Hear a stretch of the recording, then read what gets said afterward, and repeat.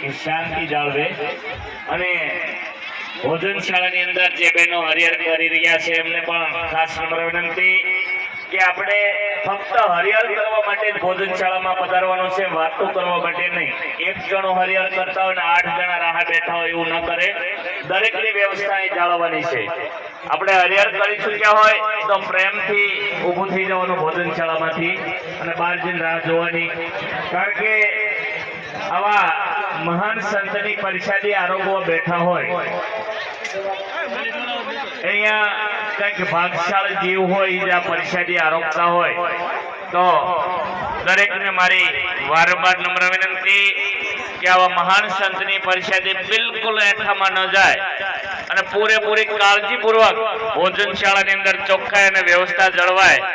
એવા દરેક મહેમાનો અમારા સ્વયંસેવકને સાથ અને સહકાર આપે એવી દરેકને નમ્ર વિનંતી, કારણ કે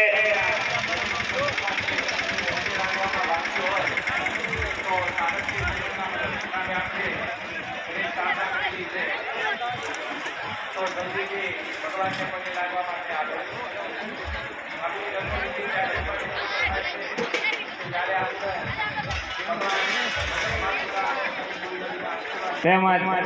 ભાઈઓ વિભાગની અંદર પણ સરસ મજાની ભોજનશાળા ચલાવી રહ્યા હોય। અહીંયા અમારા દરેક સ્વયંસેવક આજે ઊંડવી ગામના છે, ટોટલ જગ્યાએ બહેનો વિભાગમાં, રસોડા વિભાગમાં અને ભાઈઓ વિભાગમાં, તો દરેક સ્વયંસેવકને આપણે સાથ અને સહકાર આપવો, ત્યારે જ આવા ભગીરથ કાર્ય ચાલતા હોય એવી દરેકને અમારી વારંવાર નમ્ર વિનંતી। અને બહેનો માટે પણ ખાસ સૂચના કે ટ્રાફિકની અંદર રહેવાનું હોય ને તો દરેકે પોતપોતાના ઘરેણા દાગીનાની પૂરેપૂરી કાળજી રાખવાની છે। હા, ઘરેણા દાગીના ખોવાઈ જાય, તૂટી જાય એમના જવાબદાર આપણે જ હોય, એટલે દરેક બહેનો ખાસ કાળજી રાખે।